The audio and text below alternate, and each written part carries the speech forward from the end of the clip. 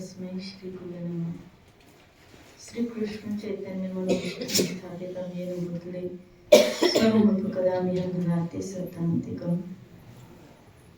जय श्री कृष्ण चैतन्य प्रभु नित्यानंद श्री अद्वैत गदाधर शिवसति गौरभक्तवृंद की जय। हरे कृष्ण कृष्ण कृष्ण हरे हरे, हरे राम राम राम हरे हरे। हरे कृष्ण कृष्ण कृष्ण हरे हरे, हरे राम राम हरे कृष्ण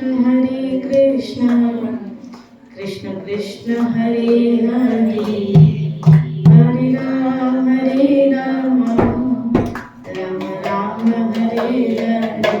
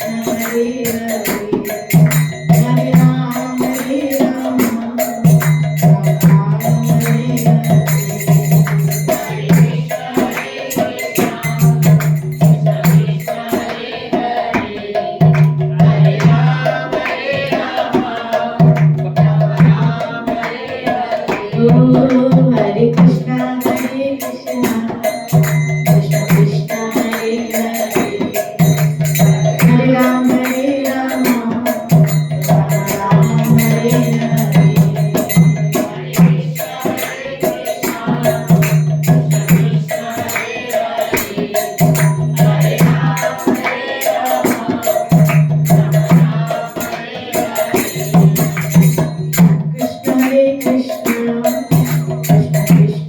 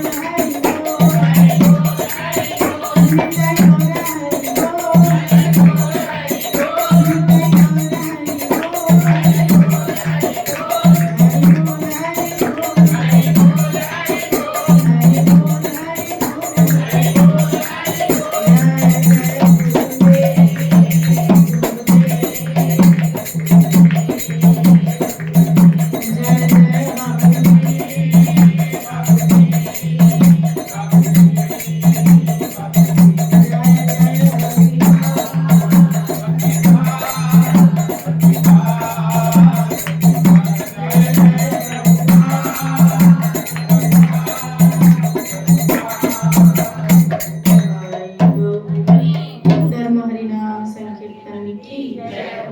ओम नमो भगवते वासुदेवाय। ओम नमो भगवते वासुदेवाय।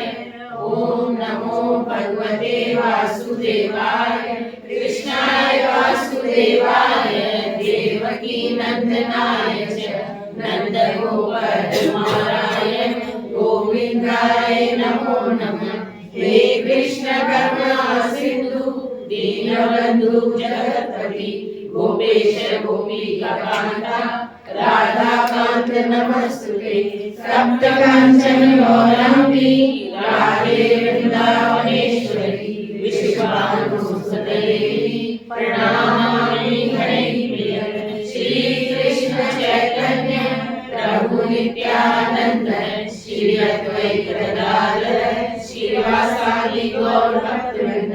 हरे कृष्णा कृष्णा कृष्णा हरे हरे, हरे राम राम राम हरे हरे। नमो विष्णुपदाय कृष्ण पृष्ठाय भूतले श्रीमती मधुसूदनाय नामि। नमस्ते मधुसूदनाय भक्तिपाद प्रियाय दुर्लभ कृष्ण भक्ति में अति सरल कारणी। हरे कृष्णा कृष्णा कृष्णा हरे हरे, हरे राम राम राम हरे। राधे। यहाँ हम उस दिन रघु जी का चरित्र पढ़ा, रघुवंश जिससे नाम पड़ा, लेकिन इन सूर्यवंश में जो प्रभु श्री रामचंद्र आए, ऐसे बहुत सारे महान राजा। ये वंश कैसे निकला, कहाँ से स्टार्ट हुआ, किस तरह से इस वंश की स्टार्टिंग है, तो इसका वर्णन श्रीमद् भागवत महापुराण में आया है। भागवत के 9वें स्कंद में सूर्यवंश और चंद्रवंश, मैं विस्तार में न जाके इन शॉर्ट आपको बताती हूँ कि किस तरह इस सूर्यवंश की स्थापना हुई है।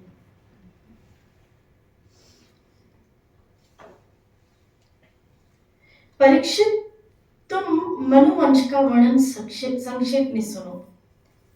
विस्तार से तो सैकड़ों वर्ष भी लगा दो तो इसका वर्णन नहीं हो सकता। महाराज, जो परम पुरुष परमात्मा छोटे बड़े सभी प्राणियों की आत्मा है, प्रलय के समय भी केवल वे ही रहते हैं, विश्व में भी वे ही हैं, ना उनके सिवा कुछ है, ना उनके सिवा कुछ रहेगा। उनकी नाभि से एक कमल कोश प्रकट हुआ, ब्रह्मा जी की जैसे कि भगवान के नाभि कमल से कौन प्रकट हुए? ब्रह्मा जी। एक कमल प्रकट हुआ, उस कमल में कौन थे? ब्रह्मा जी। उसमें चतुर्मुख ब्रह्मा का आविर्भाव हुआ।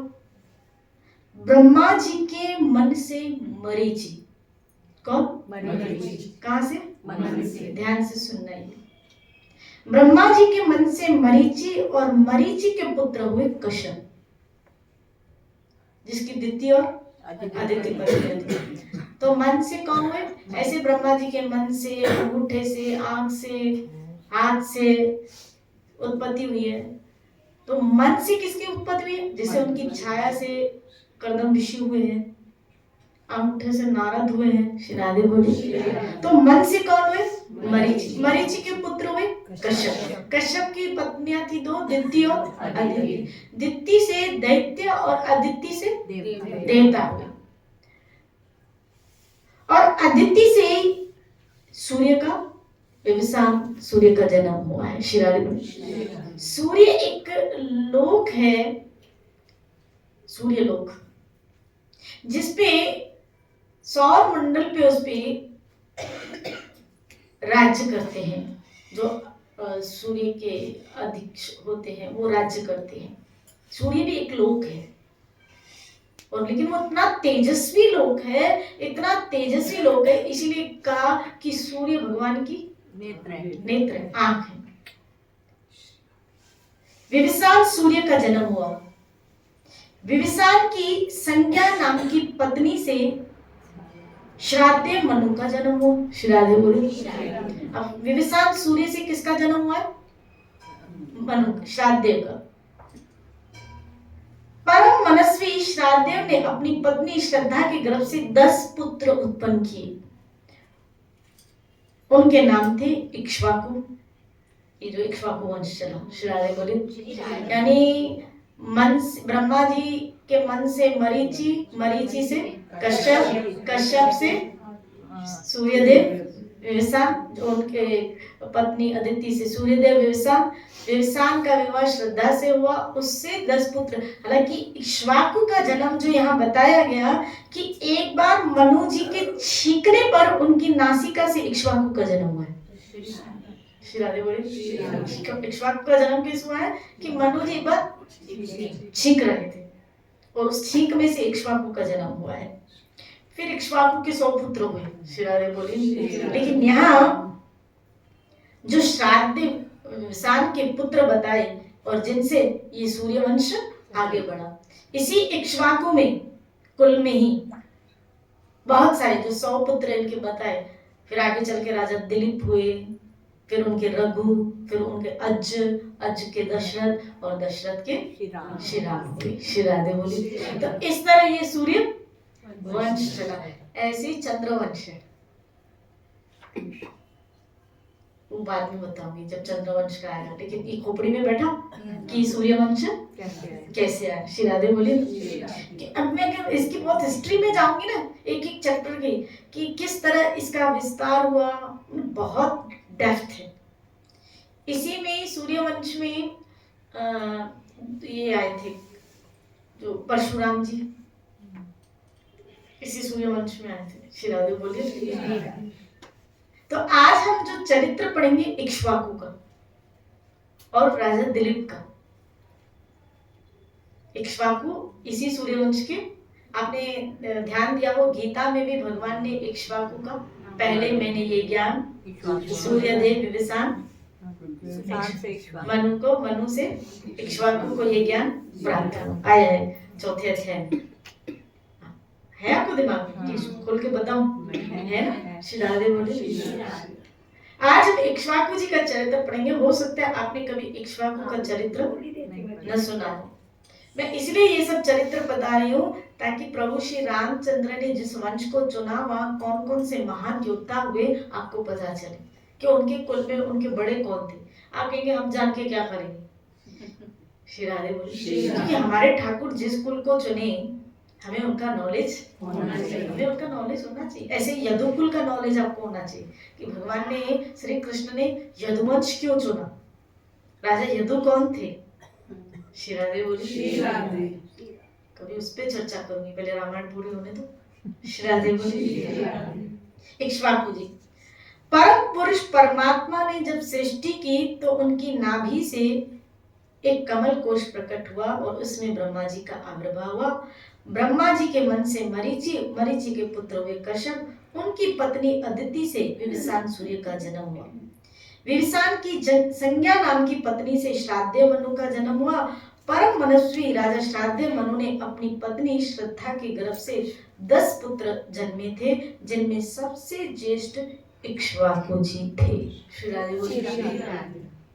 कहीं कहीं मनु जी को यह भी बताया गया है कि वो मनु जी की नासिका से इक्ष्वाकु का प्रादुर्भाव बताया गया और ये भागवत में इसका वर्णन आया है। एक बार मनु जी के छींकने पर उनकी नासिका से इक्ष्वाकु नाम का पुत्र उत्पन्न हुआ। इक्ष्वाकु जी अयोध्या के प्रथम राजा हुए। श्री राधे बोले। यानी अयोध्या का पहला राजा कौन है? इक्ष्वाकु। मुझे लगता है ये बात आपको पहली बार पता चली होगी। श्री राधे बोले। अयोध्या का जो पहला राजा इक्ष्वाकु। वाल्मीकि रामायण अर्थ वाल्मीकि विश्वामित्र जी राजा जनक से कहते हैं, इक्ष्वाकु को ही आप अयोध्या का प्रथम राजा समझे। महाराजा इक्ष्वाकु जी बड़े ही प्रजावत्सल राजा हुए। श्रीमद् भागवत में परीक्षित की जन्म कुंडली वर्णन करते हुए ज्योतिषियों ने जो सर्वप्रथम कहा कि धर्मराज ये बालक मनु पुत्र इक्ष्वाकु के समान होगा। श्री राधे बोले।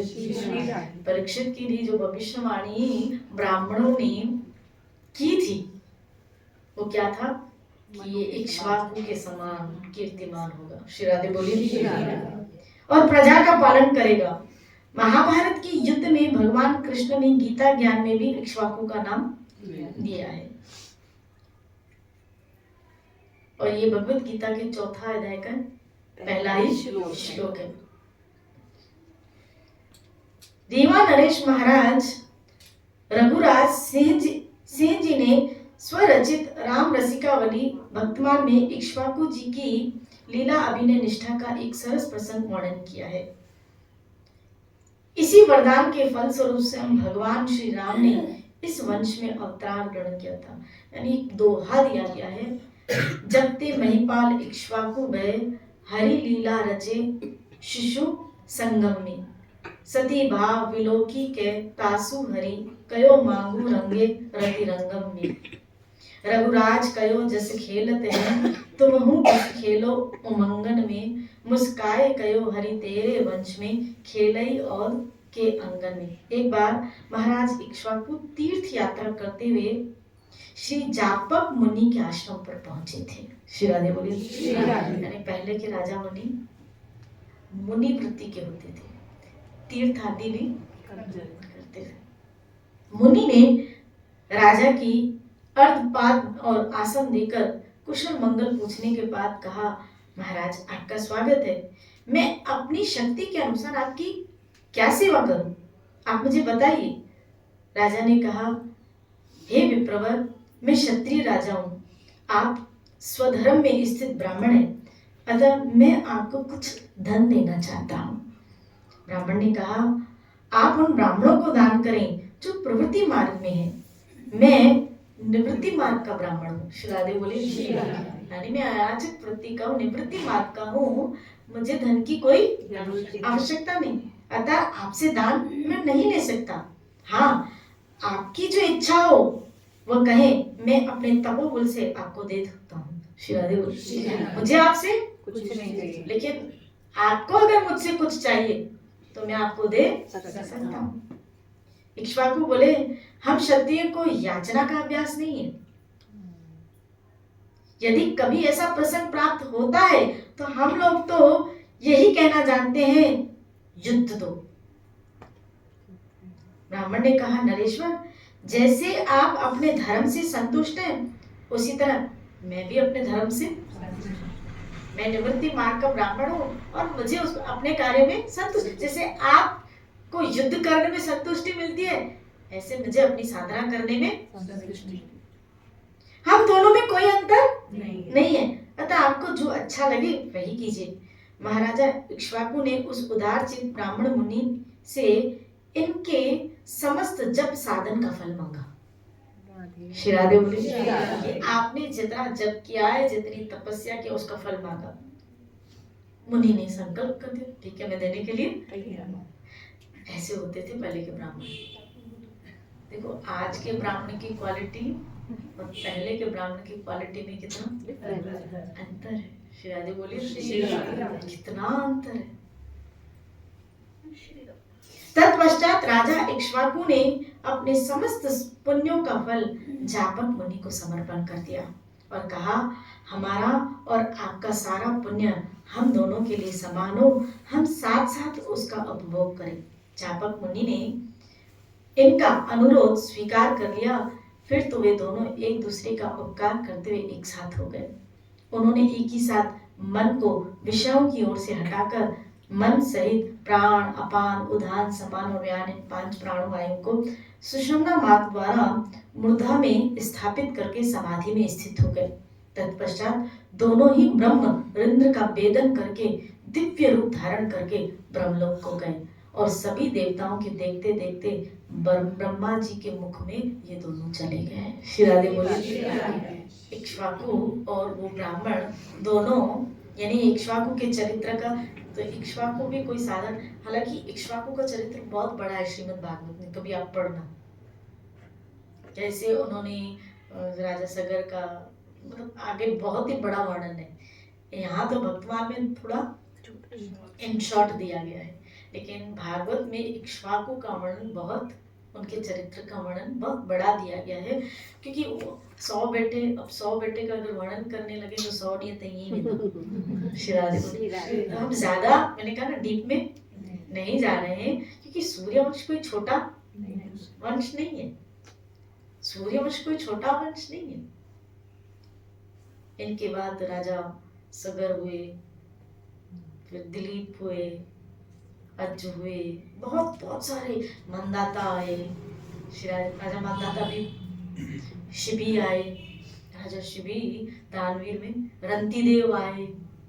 इसी में कभी सुना होगी रंती देव का चरित्र, शिबी का चरित्र। शिबी का जो इसी सूर्य वंश में राजा जो शिबी हुए, जिन्होंने धर्मराज ने इनकी परीक्षा ली थी, क्योंकि ये दान में ऐसे धर्म के प्रति, ऐसे ब्राह्मणों के प्रति ऐसे समर्पित राजा शिबी थे कि एक बार धर्मराज इसकी परीक्षा लेने आए, राजा शिबी की। क्या परीक्षा लेने आए? एक बाज और कबूतर की क्या हो रही थी? लड़ाई। आपने ये सुना होगा, बाज और कबूतर की लड़ाई हो रही थी,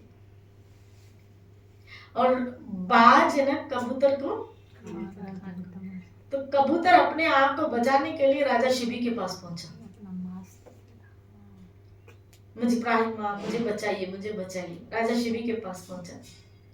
शिबी ने उस बाज से कहा कि तू इसको छोड़ दे, उसके बदले में तू जो जितना जिसका मांस चाहिए मैं देने के लिए तैयार हूं। बोला मुझे तेरा चाहिए, देगा? बोला हाँ। तो एक पलड़े में कबूतर को रखा, बोला इतना मांस। अब उसने अपना एक एक अंग काट के दूसरे पलड़े में डालते गए राजा शिबी।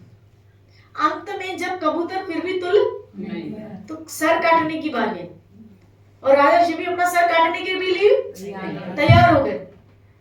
जैसे ही काट रहे थे तब धर्मराज प्रकट हो गए, धन्य हो, मैं तो तेरी क्या ले रहा था, श्री बोली। ऐसे राजा शिबी, ऐसे रंती देव। मैंने इस कुल में जो ब्राह्मणों की, संतों की सेवा हुई है ना, जिस प्रकार इनके अंदर ब्राह्मण और संतों की सेवा की वृद्धि हुई है ना, इसके ही फलस्वरूप प्रभु श्री राम भगवान इस कुल में आए। आपने राजा रघु का सुना, रंती देव, ऐसे ही राजा शिबी। रंती देवी 48 दिन तक भूखे रहे थे, 48 दिन तक। श्री राधे बोले, वो कौन थे? राजा हरिश्चंद्र, ये भी इसी कुल में आए। श्री राधे बोले, आप उनके लिए भी जानते हैं, राजा हरिश्चंद्र में कुछ कम। इस कुल में बहुत बड़े बड़े राजा हुए, बहुत बड़े बड़े राजा, यानी बहुत दानवीर, बहुत धर्मात्मा राजा हुए। इसका मतलब है जिस कुल में पीढ़ी दर पीढ़ी धर्म पलता रहता है, पीढ़ी दर पीढ़ी धर्म पलता रहता है, भगवान या भगवान का शुद्ध भक्त वहां जरूर आता है। यहाँ भगवान का कोई शुद्ध भक्त आएगा या भगवान स्वयं उस कुल में आते हैं जहाँ पीढ़ी दर पीढ़ी धर्म पलता रहता है, धर्म, धार्मिक लोग, धर्म चलता रहता है। श्री राधे बोले। ऐसे ही राजा कौन हुए? दिलीप। अब दिलीप कौन थे? भी मैंने बताया, रघु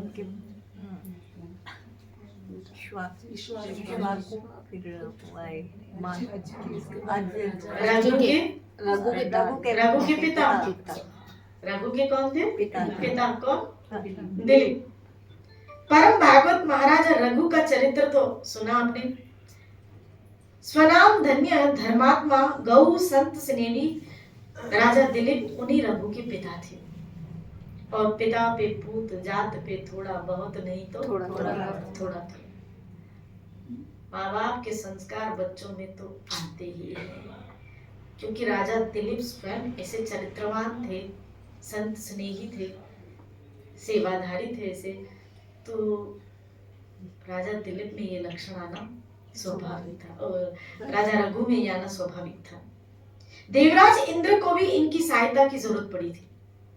बताओ, देवता और दैत्यों में संघर्ष चलता ही रहता था। एक बार इंद्र के आह्वान पर ये देवताओं की ओर से देवासुर संग्राम में भाग लेने के लिए गए थे। विजय देवताओं की हुई। दिलीप का बड़ा सम्मान किया गया देवताओं ने। विजय उल्लास से भरे हुए राजा दिलीप जब अयोध्या को लौट रहे थे तो रास्ते में उनको कामधेनु खड़ी हुई मिली। कामधेनु कौन है?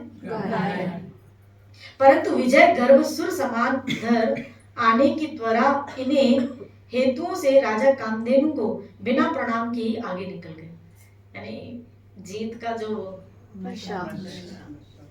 कामधेनु। तो इस आशा से मार्ग में खड़ी थी कि राजा मुझे प्रणाम करेगा तो मैं उसको आशीर्वाद दूंगी, परंतु हुआ विपरीत। इनके प्रणाम न करने से कामधेनु ने दुख मान लिया और रुष्ट होकर इनको शाप दे दिया। राधे बोली। पहले के जमाने में ये भी बहुत होता था। हाँ, वरदान तो मुश्किल से मिलते थे बहुत, लेकिन श्राप थोड़ा जल्दी जल्दी मिल जाते थे। राधे बोली। इस मामले में थोड़ा कलयुग सेफ है। राधे बोली। यहाँ श्राप थोड़े कम। आज की भाषा में श्राप किसको कहोगे? बद्दुआ। किसको बोलोगे? बद्दुआ। श्राप दे दिया, कहा कि तू पुत्रहीन होगा। किसको? दिलीप को। हाँ, यदि मेरी संतान तुझ पर अनुग्रह कर दे तो भले तुझे संतान की प्राप्ति हो जाए।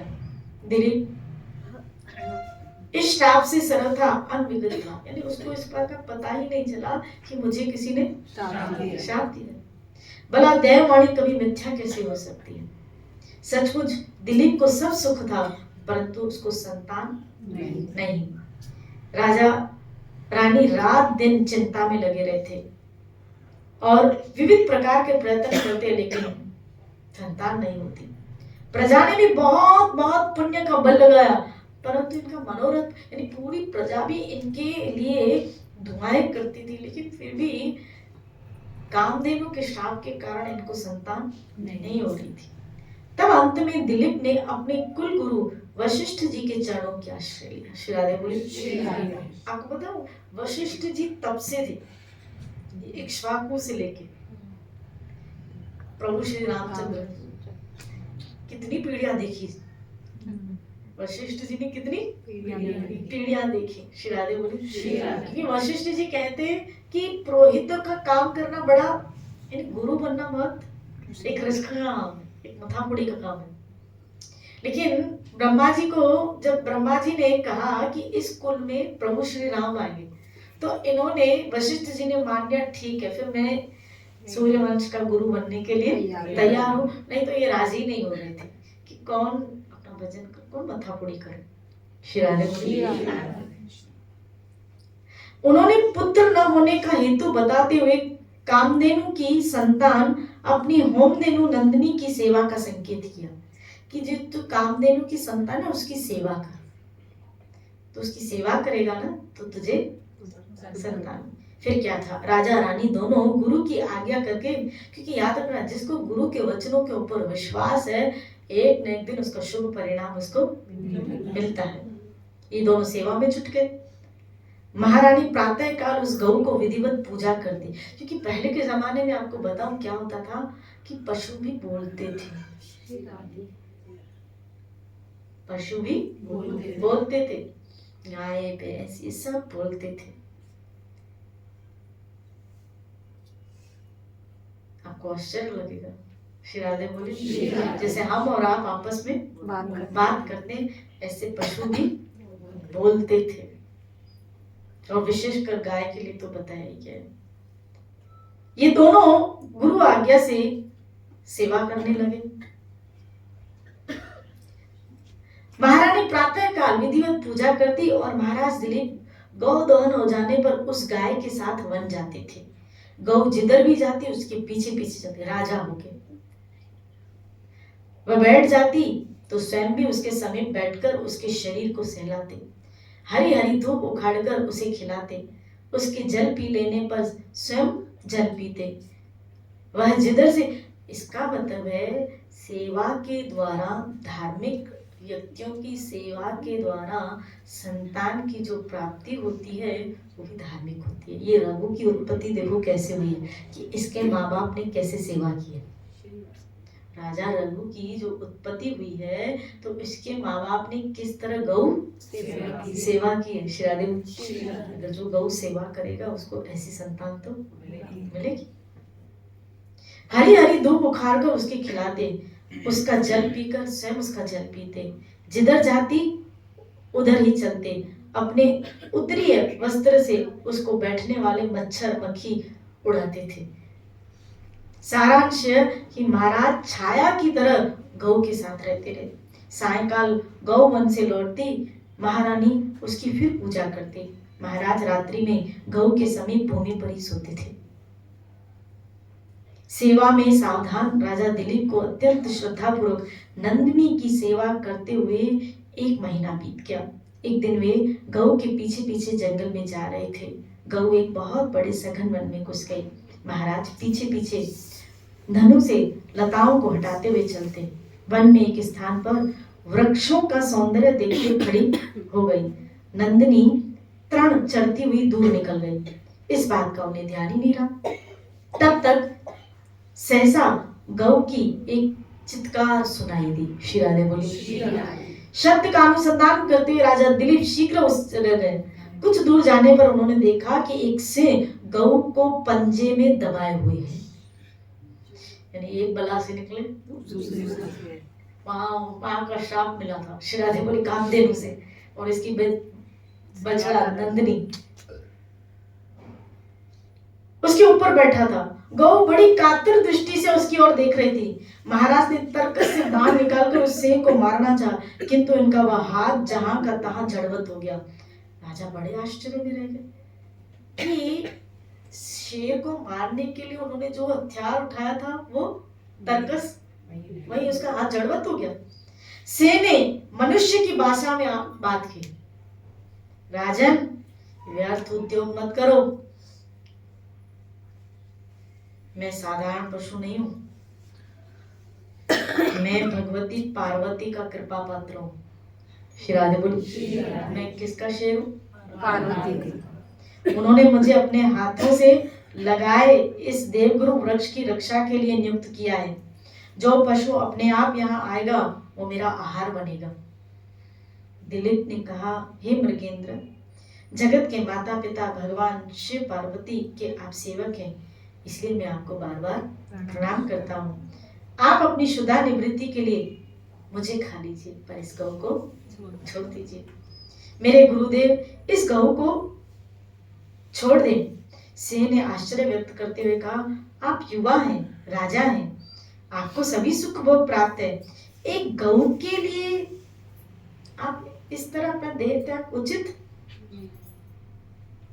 लगता है? तुम में विचार करने की बिल्कुल शक्ति नहीं है, यानी तुम बुद्धि से काम नहीं ले रहे हो कि गाय के बछड़े के लिए अपनी जान दे रहे हो। आप तो एक गौ के बदले में अपने गुरु को लाखों गाय दे सकते हो, उसको संतुष्ट कर सकते हो। किंतु राजा अपने ध्येय पर अटल रहे और सिंह से बोले, आप मेरे शरीर पर कृपा करने के बदले मेरे धर्म की रक्षा करें, क्योंकि मेरे गुरु ने कहा है इसकी रक्षा करना, इसकी सेवा करना, मेरी रक्षा में। देखो पहले कितने धर्म के प्रति कट्टर थे श्री राधे बोले। आज हमारे वचनों अगर मिथ्या होते हैं तो होने दो। मेरी रक्षा में दी गई है ये गौ, और मेरे देखते मर जाए तो भला ऐसा जीना मेरा किस काम का? आप मुझे सुख भोग के प्रलोभन के बदले कर्तव्य पालन की प्रेरणा दें। बहुत समझाने बुझाने पर राजा ने किसी प्रकार अपना आग्रह नहीं छोड़ा। तब सिंह गाय को छोड़कर दिलीप को खाने के लिए तैयार हो गया। ठीक है, इस गाय को छोड़ा और मैं आपको खाऊंगा। महाराज का तर्कस से चिपक कर वह हाथ छूट गया। वे अपने शरीर से आयुधों को दूर कर सिंह के आगे पृथ्वी पर पड़े रह गए। नंदिनी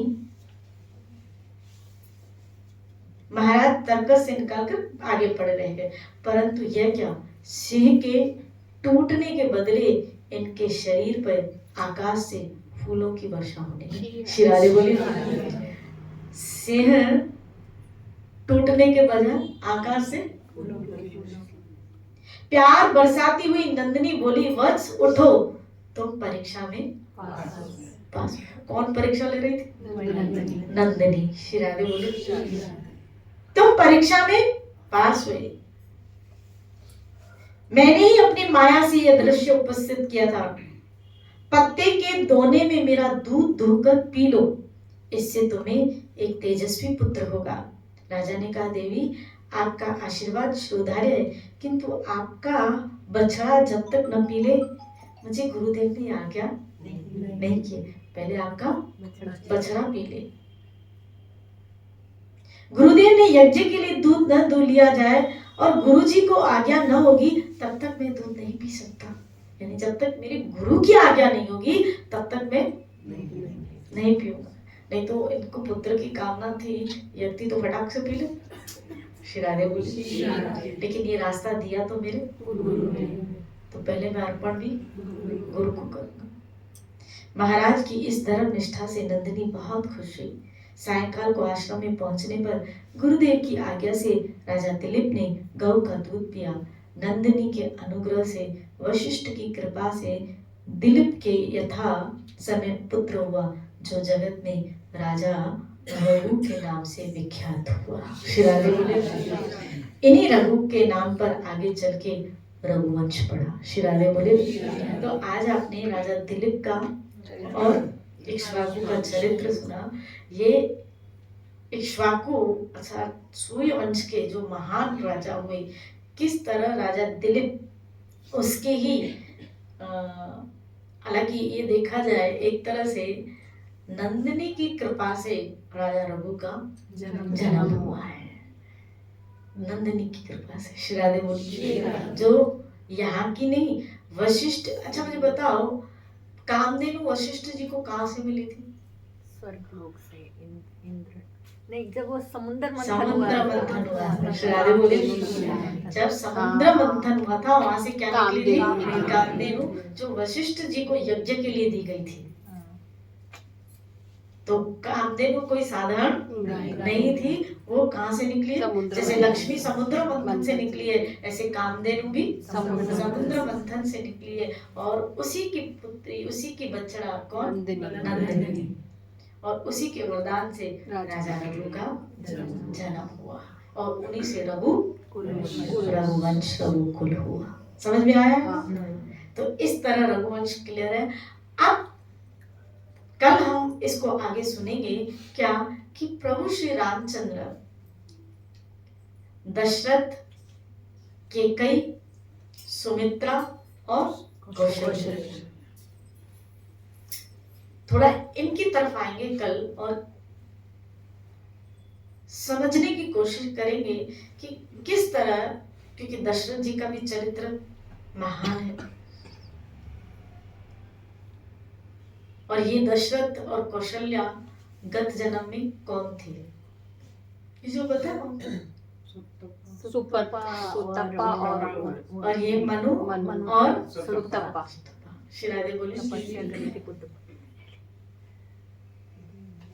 उन्हीं को ये वरदान प्राप्त हुआ था। और ये आगे चल के ये राजा दशरथ और ये हुए कौशल्या, और उसके फलस्वरूप इनको भी औलाद नहीं थी। यानी रघुकुल में कुछ तो गड़बड़ है।